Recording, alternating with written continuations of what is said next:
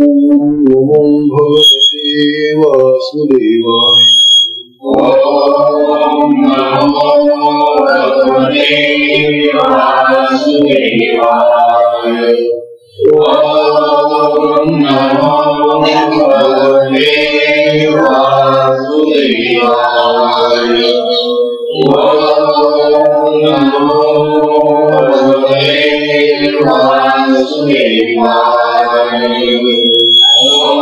ओम नमो भगवते वासुदेवाय।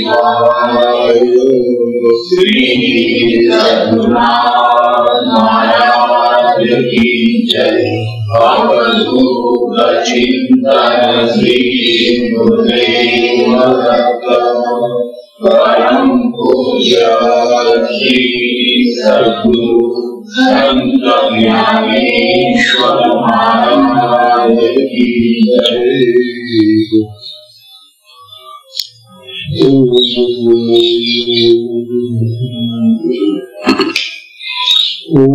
नारायणं पद्मभवं वसिष्ठं शक्तिं च तत्पुत्रपराशरं च व्यासं शुकं गौडपदं महन्तं गोविन्दयोगीन्द्रमथाशिष्यम् श्रीशङ्कराचार्यमथास्य पद्मपादं च हस्तामलकं च शिष्यम् तंत्रौटकं वार्तिककारुण्याम् अस्मद्गुरुं सन्ततमानतोषम्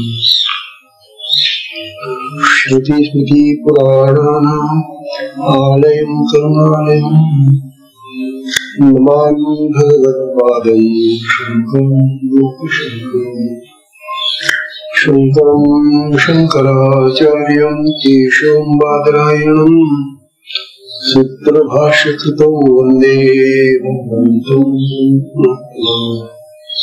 नित्यं शुद्धं निराभासं निराकारं निरञ्जनं नित्यबोधं चिदानन्दं ब्रह्म नमामि।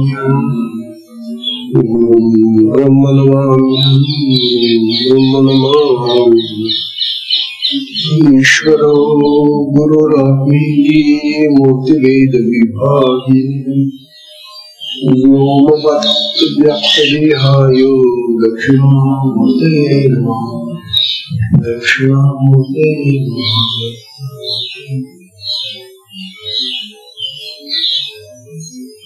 श्री सद्गुरुनाथ महाराज की जय। अवधूत चिंतन श्री गुरुदेव दत्त परम पूज्य श्री सद्गुरु संत ज्ञानेश्वर महाराज की जय। परम पूजनीय श्री सद्गुरु संत ज्ञानेश्वर महाराज साधकांचे माय बाप बालयोगी आणि भगवान विष्णूचे अवतार असलेले ज्ञानोबा यांचा श्री अमृतानुभव तथा अमृत या नावाचा ग्रंथ आपण पाहत आहोत। अमृतानुभवाचं हे नवं प्रकरण जीवन मुक्ती कथन चालू आहे। ज्ञानोबा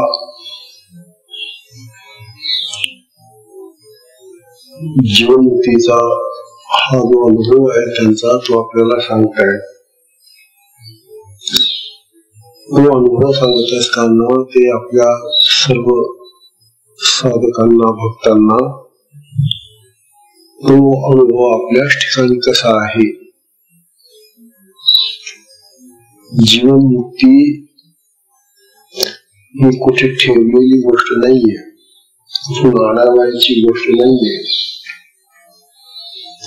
जीवनमुक्ती ही आपल्याच ठिकाणी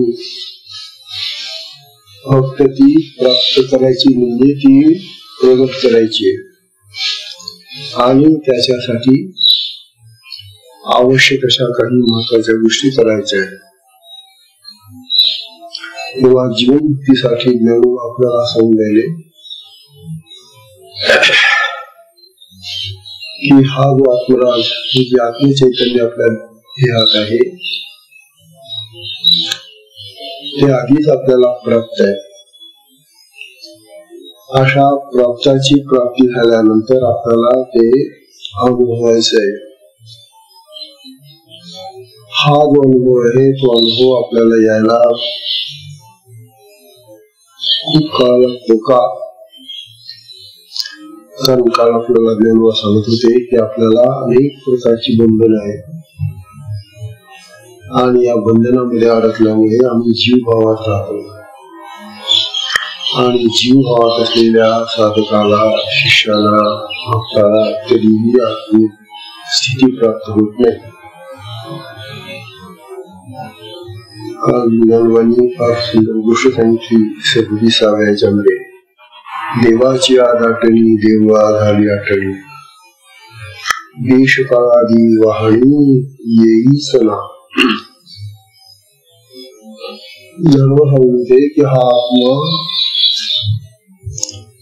चैतन्य स्वरूप आहे आणि ते चैतन्य इतकं विस्तृत आहे, इतकं अफाट आहे, इतकं विशाल की ते कुठल्याही देवळात मावणार नाही. सारी देवळं त्या आत्मचैतन्याला अपुरी आहेत.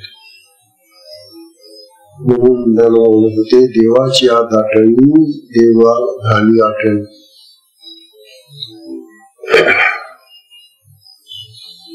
ज्ञान आपल्याला सांगणारे नुसतं देवच काय घेऊन बसला हो महाराज. हा देश आणि काल, देश कसा विशाल आहे त्यामध्ये भूमी, ही जी भूमी आहे ती विशाल भूमी आणि हा विशाल काल याच्याही पलीकडे हे आत्मचैतन्य आहे. किंबहुना हे सगळं जे आहे ते या आत्मचैतन्यामध्ये आहे. सगळी पंचमहाभूत, सगळं विश्वजीवन, सगळं जे काय आहे ते सगळं या आत्मचैतन्यात आहे. आत्मचैतन्य सगळ्यांना व्यापून उरलेलं आहे, इतकं अपाट येते. तेव्हा अशा अपाट विश्व चैतन्यामध्ये जो भक्त त्या आत्मचैतन्याचा अनुभव घेतो तो जीवन मुक्त. जिथं पाहिजे तिथं त्याला आपलं स्वरूप दिसतं, आपणच दिसतो असं म्हटलेलं आहे.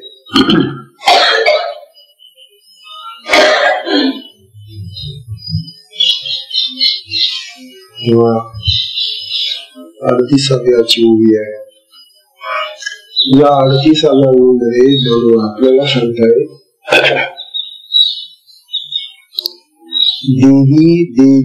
देवी देवोची माय, देवी देवोची माये. माँ देवी के अन्वयो आहे, माँ देवी के अन्वयो आहे. एथ परिवारू बहुये, एथ परिवारू बहुये अघडता की.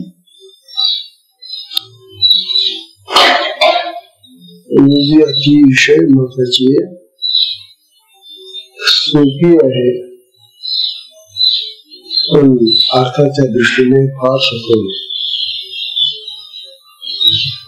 ज्ञानवांचं हेच वैशिष्ट्य आहे. ते जे शब्द वापरतात, जे बोलतात ते इतकं बरोबर सोपं वाटतं, परंतु गहन विचार त्यामध्ये असतो. अर्थाच्या दृष्टीने अतिशय खोली असते मोठी. काय म्हणता पाहिजे, देवी देवोचं नाम आहे. हा जो देव आहे, हा जो आत्मराज, हे आत्मचैतन्य, हे ब्रह्म, या आत्म्यामध्ये देवी होत नाही, देव बसत नाही. आता म्हणतो देव झाला, आता देव बसत नव्हतं ठीक होतं, देश काल बसत नव्हतं ठीक होतं, पण आता ज्ञान आपल्याला असं समजले की अरे बाबांनो, ही जी देवी देवी तुम्ही म्हणतात ना, ती देवी सुद्धा या देवामध्ये राहू शकत नाही. थोडा विचार करा, कशासाठी काय सांगताय. तेव्हा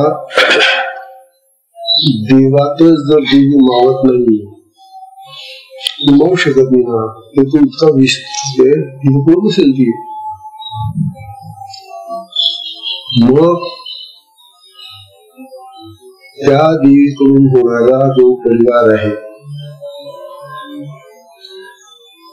म्हणजे देवीपासूनच परिवार घडतो, हे कसं मुलं बाळ देवीलाच होतात ना. मग त्या परिवाराला कुठं बसवेल तो आत्मा, जिथे देवी सुद्धा बसू शकत नाही त्यांच्या ह्याच्यामुळे. मग परिवार कसा बसू शकतो असा देवांचा विचार आहे. जीवन मुक्ताला हे सगळं कळत असत, दिसत असत. आता देवांचं सांगणं काय आहे ते जरा लक्षात घ्या. सर्वसामान्य माणसांना आपण आपल्या संसाराकडे जरी पाहिलं तरी देव देवी आणि परिवार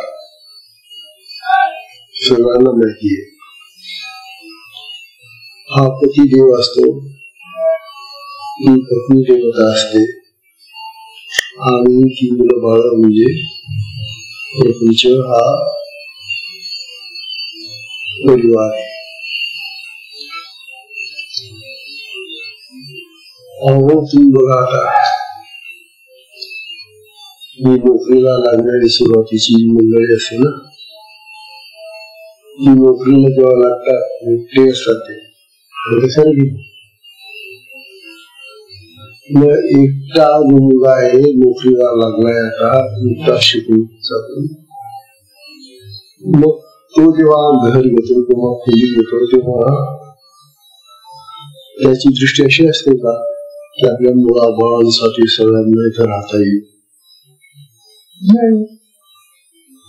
बरं, तो नोकरीला लागलेला आहे आणि कुठेतरी विश्रांतीचं ठिकाण पाहिजे आपल्याला रात्री, म्हणून कुठली तरी खोली भाड्याने घेतो किंवा शक्य असेल तर बांधतो. आता ही जी लहानशी खोली त्याने भाड्याने घेतली आहे, लहानशी खोली घ्या. आता ही लहानशी खोली लग्न झाल्यानंतर चालेल का त्याला?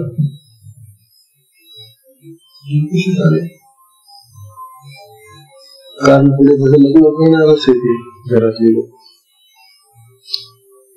बरं, लग्न झाल्यानंतर पुढे काय तो एकटाच थोडा राहतो, पती पत्नी दोन्ही राहतात मग त्याच्यामध्ये. आणि नंतर मग मुलं बाळ व्हायला लागली, नक्कीच कोणी पुढे जाऊ. जी एकट्याला पुरत नव्हती ती दोघांना पुरायला लागली, आणि जी दोघांना आता पुरत नव्हती ती आता त्या घरामध्ये जी मुलं बाळ व्हायला लागलेली आहे त्यांना कशी पुरेल? हा साधा प्रपंचाचा विषय आहे. ज्ञान म्हणतात या आत्मराजाचे तसंच आहे. हा आत्मराज इतका विपुल आणि विशाल आहे, इतका अफाट आहे पसरलेला, की तोच कुठं मावत नाही. तो सगळ्यांना व्याप्त आहे, सगळ्यांना भरून उरलेला आहे, आणखी उरलेला आहे. तो म्हणतो मी एका अंशाने सगळं जग व्यापून टाकलेले, एका अंशाने सुद्धा मी माझ्या एकाच अंशाने सगळं जग व्यापून टाकलेले आहे. जर माझे सगळे अंश मी प्रगट केले तर खूपच बसील, म्हणून हे विश्व सुद्धा अपुरं आहे. मग हे विश्व जर अपूर आहे तर मग ज्ञानवंता असा हा जो भगवान म्हणा आत्मा म्हणा त्याची माया कुठे राहील? देवी शब्दाचा अर्थ त्याची प्रकृती माया. ती माया कुठे बसेल की आता? बरं ती माया आली तर ती काही गप्प बसेल? मायेचा स्वभाव हा आहे की तिने परिवार निर्माण करायचा आणि जगा एवढा परिवार तिने निर्माण करत होती. परिवाराला आणलं तिला. आता तरी नियंत्रण आलेले नाही का? एक आणि दोन नाही का? तीनच पाहिजे घरामध्ये. दोनाची स्टार पाहिजे. एक काळ आपल्या देशात असा होता की याच्यावर बंधन नव्हतं. ज्ञानवा सांगायले की जर ही माया ही प्रकृती त्या भगवंतामुळे असते आणि ती जर तिथं आली तर तिचा तो प्रपंच, तिचा तो विस्तार, तिचा तो परिवार कुठं बसेल? कसं राहील? कुठं ठेवावा त्याला? तेव्हा मायेचा विस्तार म्हणजे हे जग आहे. ही देवी आहे ना, ही देवी म्हणजे हे जग, हे जगत निर्माण केले तिने, ही प्रकृती निर्माण केली. आता ती त्याच्याशिवाय तर राहू शकत नाही. बाबा तू काही कर, मी तर तुला सोडणार नाही.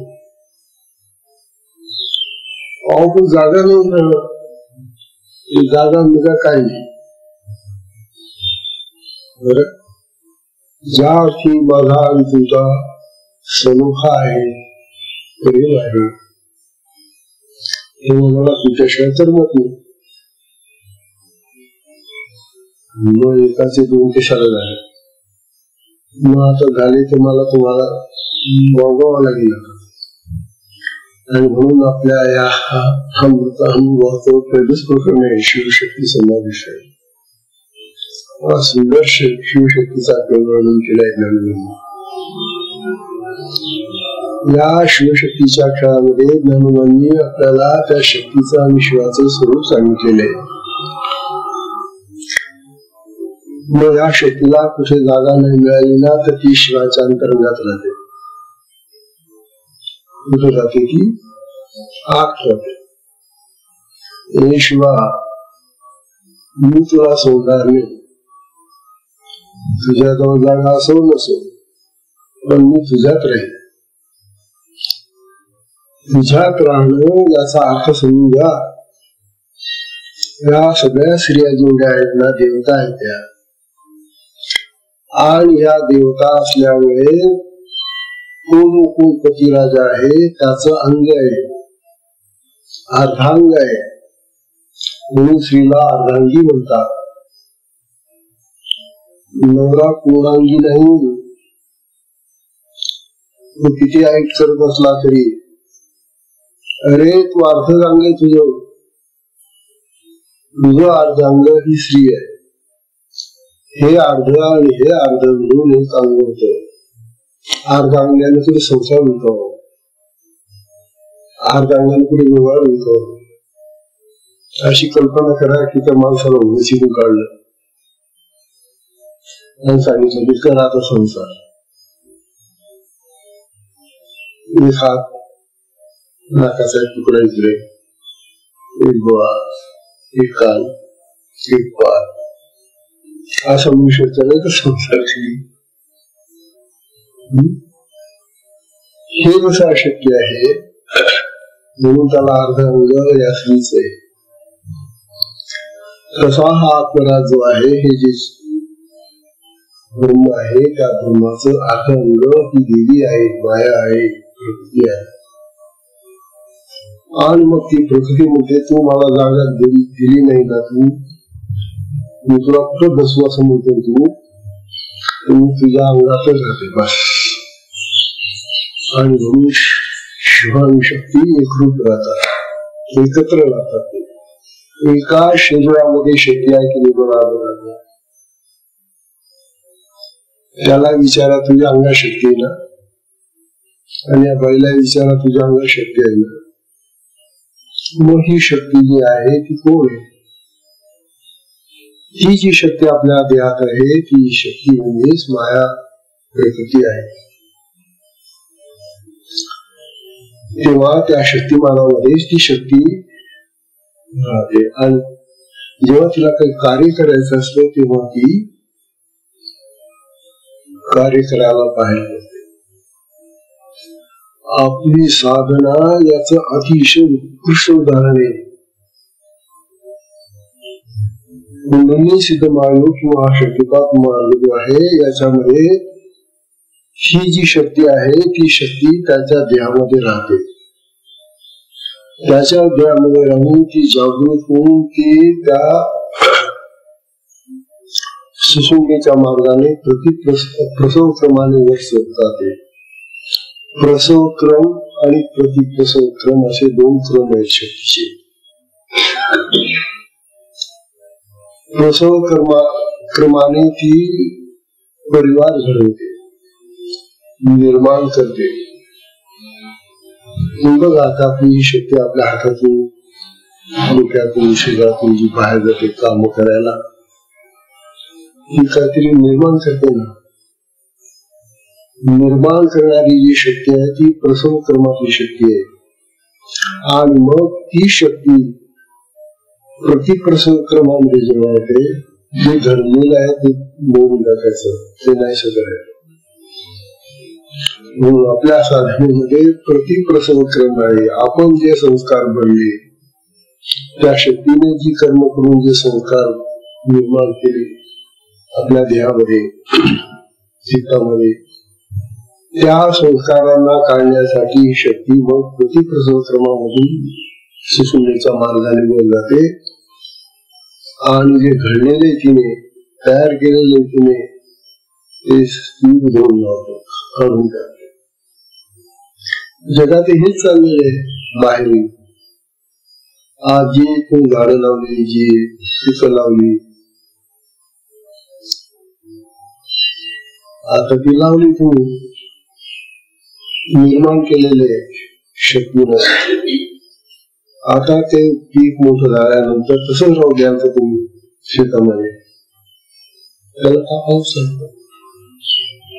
उत्पत्ती स्थिती आणि लय हा जगाचा क्रम बाहेर जसा आहे तसा उत्पत्ती स्थिती आणि लय हा आपल्या देहातही चालू आहे.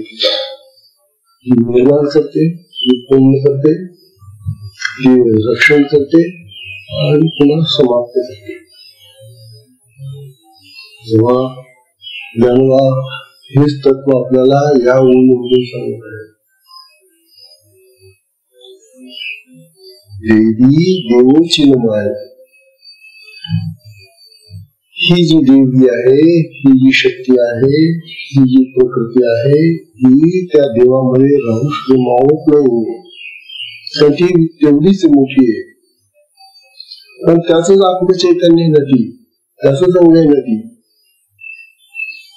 म्हणून ती त्याच्यामध्ये मावत नाही. असं जरी असलं महादेवी ते अन्नयोग आहे, मग तिला कोणतं स्थान असेल? मग त्या देवीचा मायेचा प्रकृतीचा शिरकाव कुठून असेल, कुठून जाईल ती? तेव्हा ती त्याच्याशिवाय राहत नाही. आणि जर त्याच्याशिवाय ती राहत नसेल तर त्याला म्हणावं तुझ्या अंगामध्ये मी शिरते, तुझ्या शरीरामध्ये मी व्याप्त होते, तुझ्या शरीरामध्ये मी पसरते, आणि म्हणून आपल्या सगळ्या देहामध्ये ती पसरलेली शक्ती.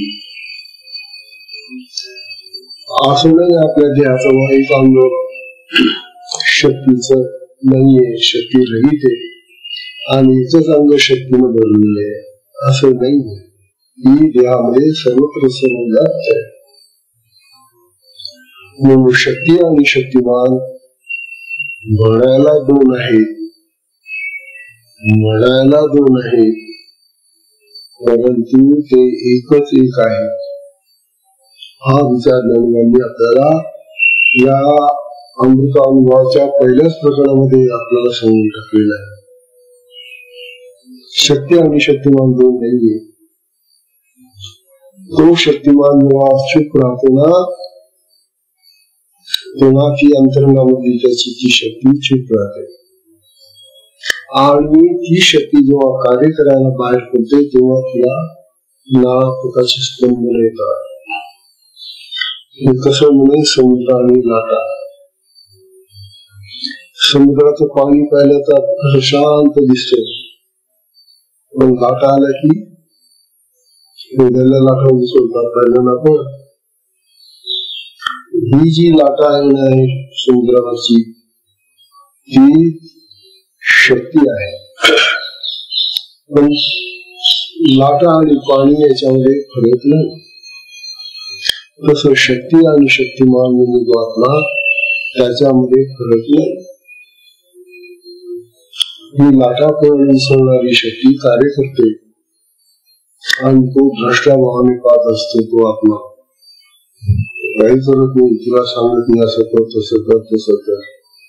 म्हणून आपल्या साधनेमध्ये ती शक्ती आपली साधना करते. आपल्याला सगळ्या क्रिया ज्या होतात त्या शक्तीने केलेल्या क्रिया आहेत, आणि म्हणून त्या क्रियांमध्ये आपण समाधानी राहिलं पाहिजे. पुष्कळशा साधकांची अशी तक्रार असते की अहो आता मला चांगल्या क्रिया होत नाही, अहो मला जशा पूर्वी व्हायच्या तशा होत नाही, मला आता काहीच क्रिया होत नाही, किंवा ज्या होतात त्या अगदी मंद होतात. ह्या ज्या आपल्या तक्रारी आहेत या तक्रारींची सुद्धा कारण आहे. समुद्राला नेहमी लाटा येतात,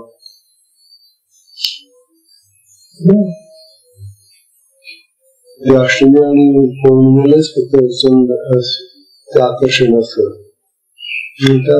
त्या लाटा येतात. का असतो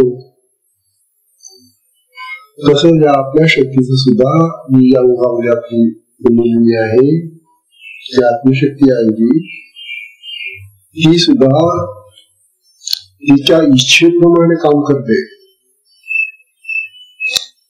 तिला हवं तसं वागायचंय, तिथं त्या देहामध्ये हवं तसं वागायचं. याचा अर्थ तिला कोणते संस्कार आधी काढायचे कोणते नंतर काढायचे ती ठरवते, आणि ते कसे काढायचे, केव्हा काढायचे, किती काढायचे, का काढायचे हे सगळं तुला माहिती आहे.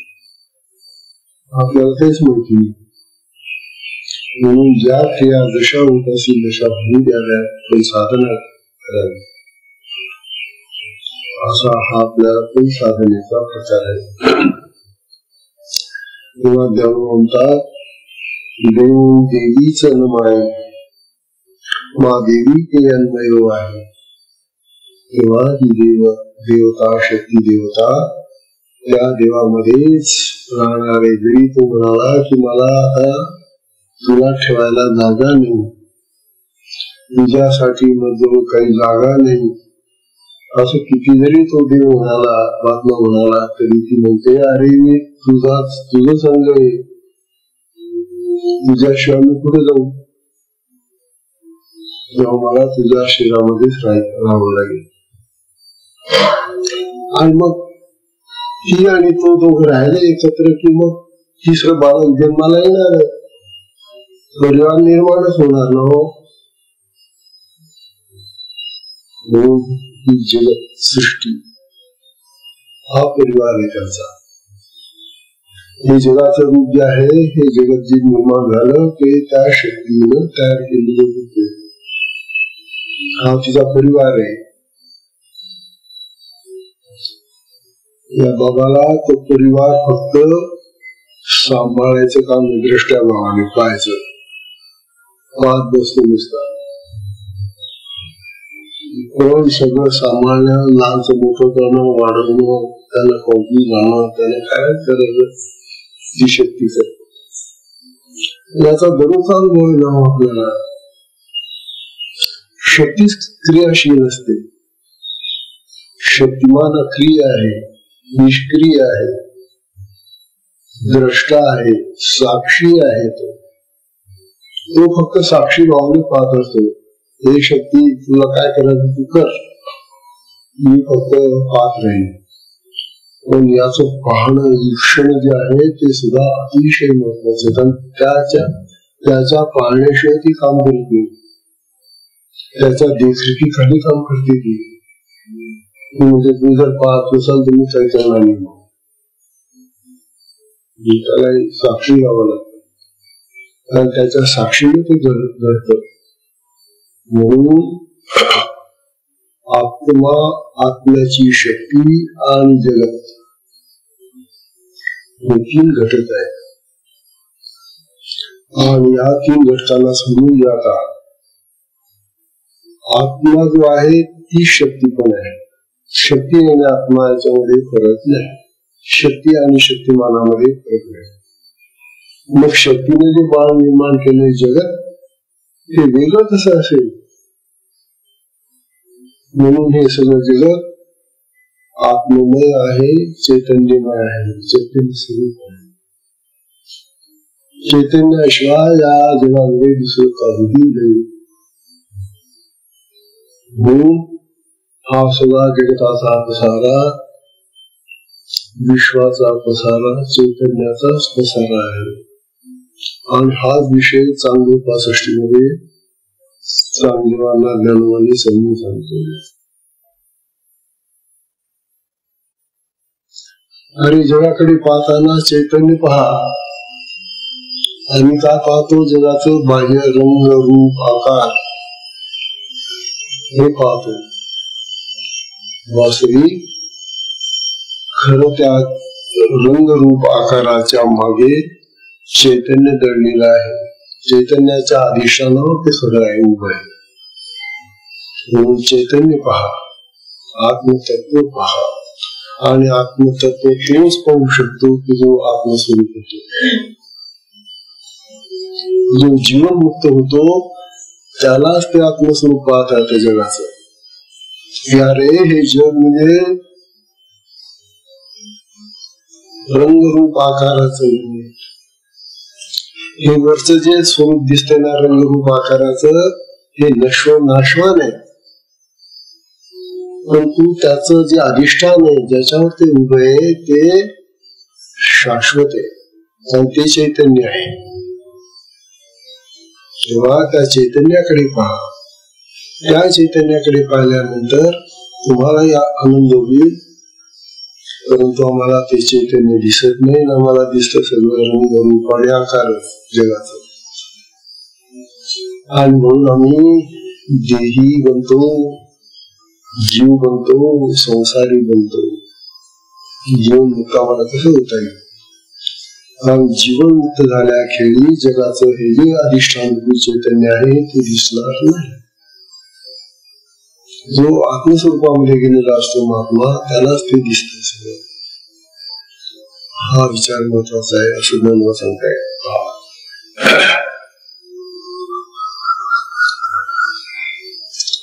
ज्ञानवांनी आता या मध्ये आपल्याला फार महत्वाची अशी माहिती आहे. या जगामध्ये 4 प्रकार आहेत. माणसांचे प्रकार 4. आता बघा आपण कुठल्या प्रकारात बसतो. पहिला प्रकारचा जो माणूस आहे तो म्हणजे पामर. पामर म्हणजे काय? गरीब. कशाच्या दृष्टीनं? सगळ्या दृष्टीनं. बुद्धीने गरीब, ज्ञानाने गरीब, शक्तीने गरीब. असा जो गरीब पामर म्हणतात त्याला सामान्य माणूस. तेव्हा सामान्य माणसाचा एक प्रकार या जगात आहे आणि यांची संख्या जास्त आहे. पामरांची, सामान्य माणसांची संख्या जास्त आहे. या सामान्यांमधून मग काही मुमुक्षु होतात. मुमुक्षु म्हणजे मोक्षाची, सुटण्याची इच्छा करणारा, मुक्तीची इच्छा करणारा. कशातून सुटतो तो? या प्रपंचाच्या, या संसाराच्या, या कटकटीमधून, कर्माच्या कटकटीतून कसं सुटू आपण? म्हणून त्याला मुमुक्षु म्हणतात. इच्छा करतो तो फक्त. आणि मग ती मुमुक्षु होऊन त्याला वाट दाखवणारा कोणीतरी असावा लागतो. या मुमुक्षुला कोणी वाट दाखवणारा भेटला की मग तो मुमुक्षु परमार्थी होतो. त्याला भक्त म्हणा, साधक म्हणा, काही नाव द्या. या मुमुक्षुचाच पुढे साधक होतो. आणि मग तो साधना करता करता करता करता तो त्या सिद्ध अवस्थेला जाऊन पोहोचतो. त्या जीवनमुक्तीच्या अवस्थेला जाऊन पोहोचतो. तेव्हा त्याला सिद्ध महात्मा म्हणतात. तेव्हा पामर, मुमुक्षु, साधक आणि सिद्ध असे 4 प्रकार आहेत जगातल्या माणसांचे. त्यापैकी आपण कुठल्या प्रकारात आहोत ते प्रत्येकाने ठरवावं. आणि मग वाटचाल करावी. उगाच काहीतरी भ्रम नसावा पुन्हा आणखी समजण्याचा की मी आता सिद्ध झालोय. लोकांना असा भ्रम निर्माण येतो. कुठेतरी काही झालं, पुस्तक वाचलं, कुठे गुरु भेटले, काही भेटलं आणि त्यांनी काही दिलं, झालं आपण ब्रह्मज्ञानी झालो, आत्मज्ञानी झालो, असं काहीतरी भ्रम निर्माण होतो. तसा भ्रम निर्माण होऊ देऊ नये. आपली खरी अवस्था काय आहे ती प्रत्येकाला माहिती असते, पण तो लोकांना दाखवण्यासाठी ढोंग करतो. जगामध्ये ढोंगी माणसे फार आहेत. बिलकुल ढोंगी असतात बरं पुष्कळ. पण जगामध्ये ढोंगी गुरूंनी जास्त उत्पाद निर्माण केलेलं आहे. शिष्य तर बिचारा तो तळमळीनं कशाना व्यापलेला असतो. कुणाचे पाय धरायला जात होते. त्यांना तर काय ओळख नसते. याचे पाय धरा, त्याचे पाय धरा, इकडे चांगले मिळेल तर तिकडे चांगले मिळेल, तर इकडे मिळेल तर तिकडे मिळेल, अशी त्याची डोलायमान अवस्था असते. परंतु यामुळेच त्याला भ्रम निर्माण होऊन तो कुणाच्या तरी नादी लागतो आणि फसतो. ज्ञानोबा म्हणतात आपली स्थिती ओळखा, आपलं खरं स्वरूप ओळखा. आपण पामर आहोत का मुमुक्षु आहोत का साधक आहोत का सिद्ध आहोत हे ज्याचं त्यालाच कळतं.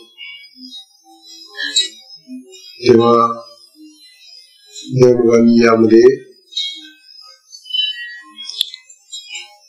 देवदिव्याच्या स्वरूपामध्ये हे सांगत असताना त्या देवाला ओळखण्यासाठी, त्या देवीला ओळखण्यासाठी आणि त्याच्या बालकाला जगाला ओळखण्यासाठी त्याचा जो अधिकार असेल त्याप्रमाणे तो ओळखतो. कसा अधिकार आहे? पामर मनुष्य कसा तो देवाला ओळखेल? देवालाही ओळखत नाही, देवीला ओळखत नाही, परिवारालाही ओळखत नाही. जो मनुष्य येतो तो अजून व्हायचा आहे परमार्थी, त्याला काही इच्छा झाली नुसती, तोही ओळखत नाही. मग जो चालू लागतो परमार्थामध्ये साधक म्हणून, भक्त म्हणून, त्याला थोडी थोडी कल्पना यायला लागते, माहिती व्हायला लागते. मग साधकाची जी पूर्ण स्थिती येते, सिद्ध अवस्था येते, त्या वेळेला त्याला पटायला लागतं. म्हणून आपल्याला आपल्या स्थितीचं निरीक्षण करा. आपण कोणत्या अवस्थेत आहोत, आपली अवस्था ओळखा, आपला अधिकार ओळखा आणि त्याप्रमाणे वाटचाल करा, असं ज्ञानोबा सांगून राहिले. हा सुंदर विषय चाललेला आहे. आपल्या अधिकाराप्रमाणे वागावं. आपल्याला जर आपला अधिकारही माहिती नाहीये मग आणखी जास्त फजिती. ज्या माणसाला आपला अधिकार माहिती नाही, आपली लायकी माहिती नाही, आपली योग्यता माहिती नाही, तो माणूस जगामध्ये आणखी अधःपाताला जातो, खाली जातो. साधं उदाहरण आहे. समजा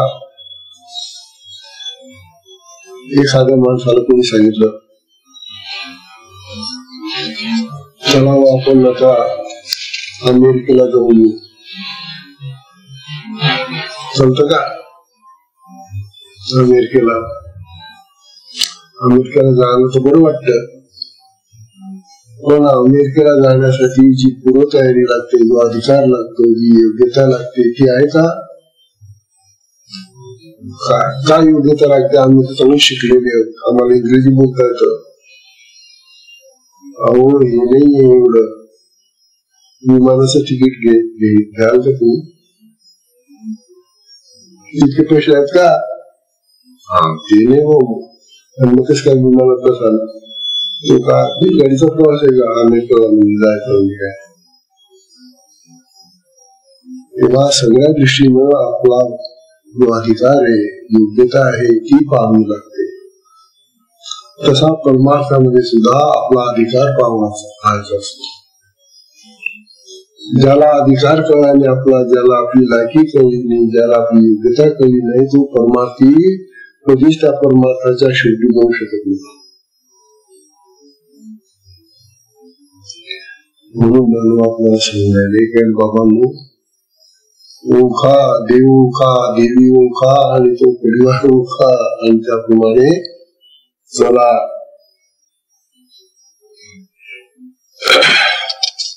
हा सुंदर विषय.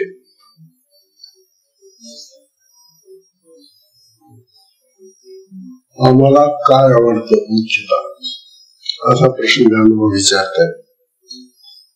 ठीक आहे, तुम्ही आता कोण आहात तुम्ही तुमचं ठरवा,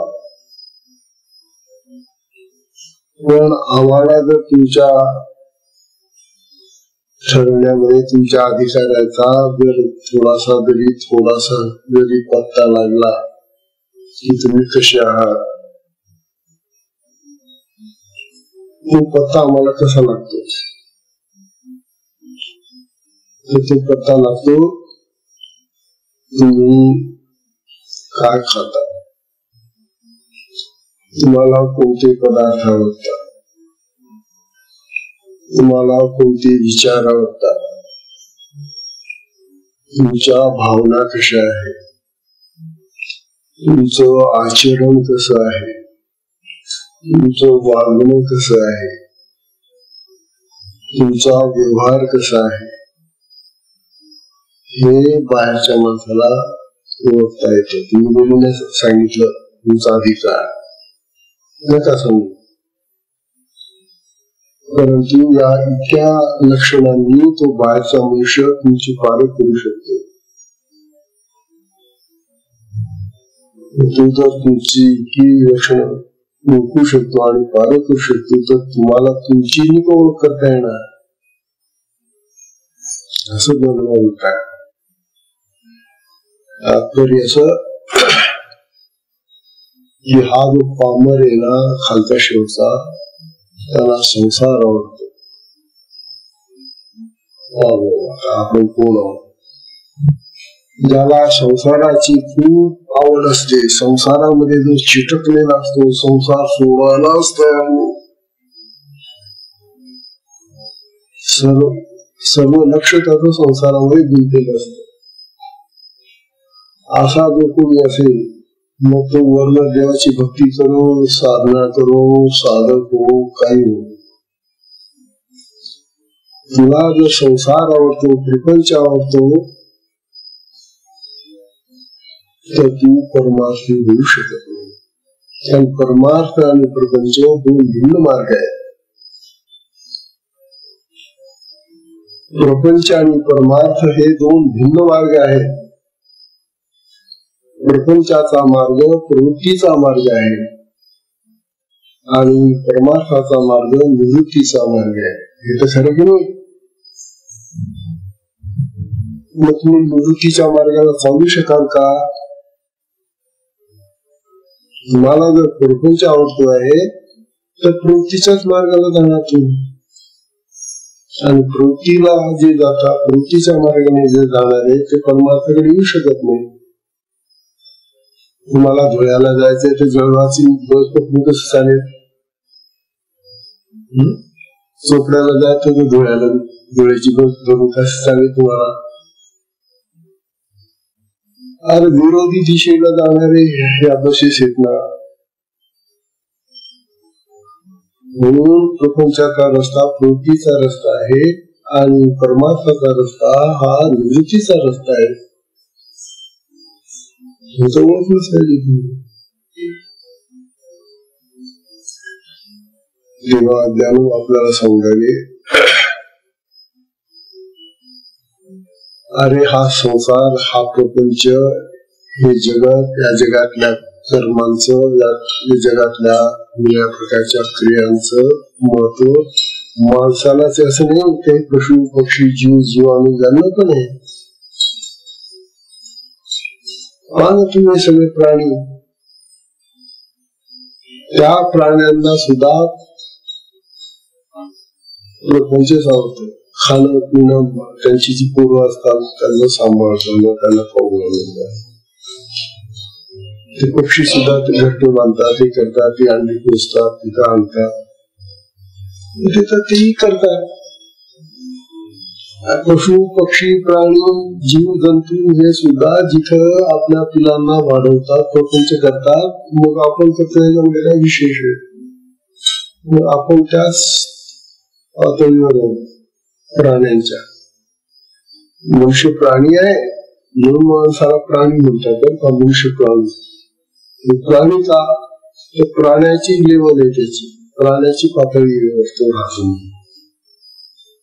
परंतु त्या प्राण्याच्या पातळीवरून तो प्राणेश्वर होतो. ती पातळी त्याने ओलांडली पाहिजे प्राण्याची, असं ज्ञानोबा सांगून राहिले. जरा वर याला पशु पक्षात प्राण्यांच्या सारखे का वागता? परमार्थाचा रस्ता हा धडा, असे म्हणून आपल्याला सांगताय. हा सुंदर विषय चालाय. आता 39वी ओळी येते, पण सत्संगाची वेळ संपायला आलेली आहे. ही 39वी ओळी ज्ञानोबा सांगून राहिले. हा सुंदर आहे. आतापर्यंत देव देवी आणि तिचा परिवार यांचं स्वरूप सांगितलं.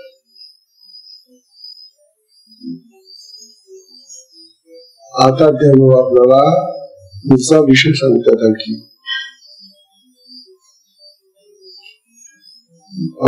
39वी म्हणतात आयशा ही स्वामी भृत्य संबंधा. आयशा ही स्वामी भृत्य संबंधा लागी उठली श्रद्धा. स्वामी भृत्य संबंधा लागी उठली श्रद्धा. ऐ देवोची नुसदा कामलिये. ऐ देवोची नुसदा कामलिये. शब्द सोपे पार.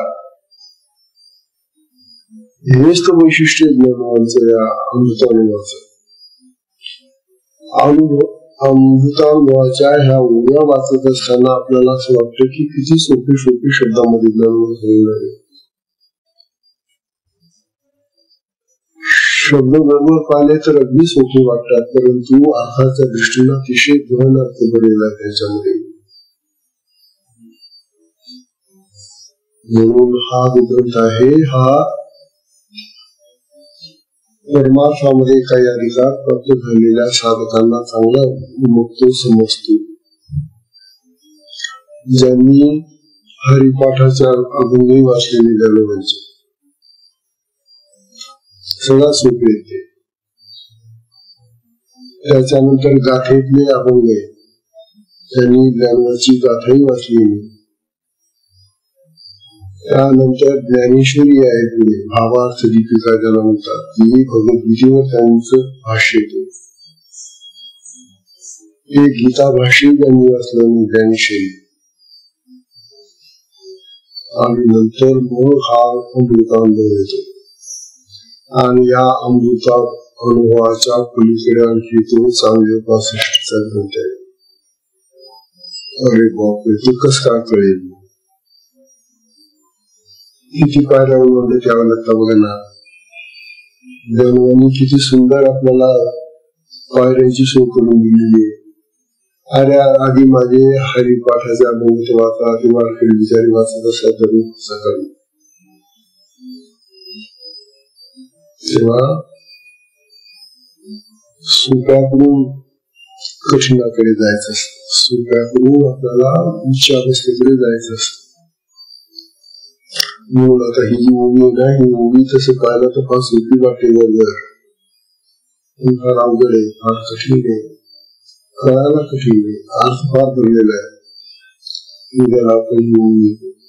आजच्या सत्संगाची वेळ संपल्यामुळे सत्संगाला हरिओम.